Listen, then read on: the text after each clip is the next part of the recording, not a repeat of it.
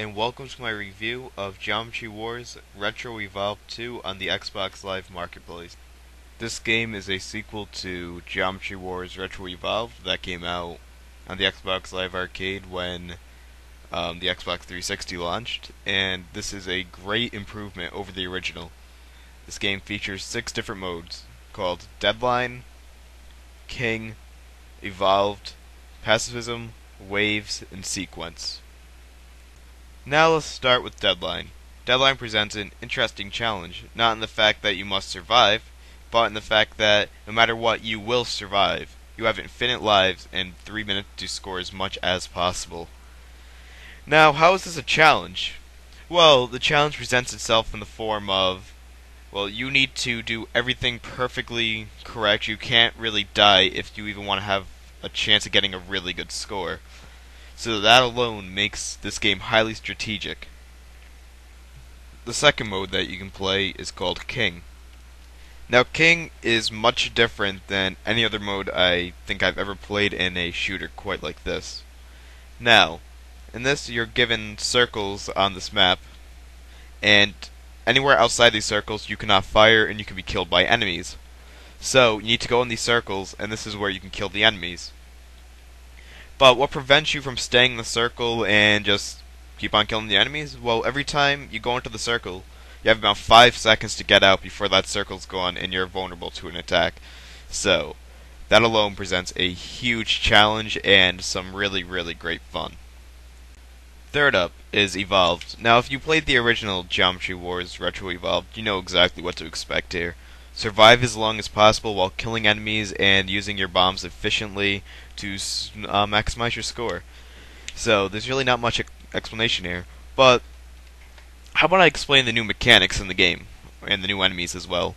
Well, in the old Geometry Wars, you'd have to kill many enemies to get up to a 10x multiplier. Well, Geometry Wars Retro Evolved 2 says that's not happening. Now you get to collect these little green gems whenever you kill an enemy, and each one of these increases your multiplier by 1. So before you know it, you have a 1000x multiplier, and whenever you die, you do not lose this multiplier. So you get some pretty high scores rather quickly. Now, new enemy-wise, there really isn't much. It's more of the same enemies, just designed differently. But one new thing that really, really stands out are these gates. Now, these gates, you have to fly through the middle. You can't touch the edges of them or you die. But when you fly through the middle of these, you kill everything in a close radius, and you'll see more of this later in the review. And the other new thing are these orange ships, and now these move in a set pattern, up and down, left to right, and they just fly in waves, and I'll go into that later in the review. The fourth mode that we have to play is called Pacifism, and in this mode you can't shoot, you can't use your bombs. So you're probably wondering, how do I play this mode if I can't kill an enemy? Well, this is where the gates come into play. Now your only weapon is the gate. So, get the enemies close to you, but not too close. Go through the gates, and have all the enemies in the close vicinity around you blow up. Get more geomes to get more multiplier. And that's basically how you play the game. It's very simple and straightforward. The fifth mode that you're given in this game is called Waves. Now in Waves, you have these orange ships, like you've seen in the gameplay videos, and that's what you mainly have to fight. And now every 5 seconds or so, you have a new wave of these, hence the name Waves, come at you from different sides. They can take up the whole screen, half the screen, whatever. And before you know it, gets really hectic, and you have to be really good at dodging in order to get away from these things, and it's just a whole lot of fun. The sixth and final mode in Geometry Wars Retro Evolved 2 is called Sequence. Now, this is probably the most different mode of them all. You are given this chart. It has 20 grids on it, and each one of these represents a level.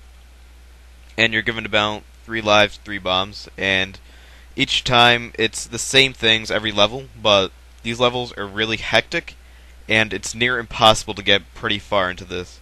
If you beat it, you're really good at this game. And it's just so much fun seeing if you can actually beat it or even get close, because it's just, I don't know how to put it, it's just a lot of fun. And That's all there is to this mode.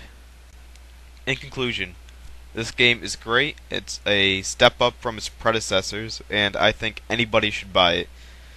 Um, I've found almost no faults with the game. I'm aware there are multiplayer options, but I have not had a chance to try these out because I really haven't had anybody to play the game with.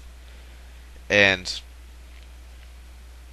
overall, I just can't say enough about this game. The graphics are gorgeous, the sounds are amazing, and it's just so easy to pick up and play that it's so hard to find a fault with it, which brings me to the final score. My final score for this game is a 10 out of 10. There's nothing wrong with this game whatsoever. We have 6 great, fantastic, addictive gameplay modes, which presents a unique, different challenge to, the entire game. Everything's so much different, and you get so much content for the money.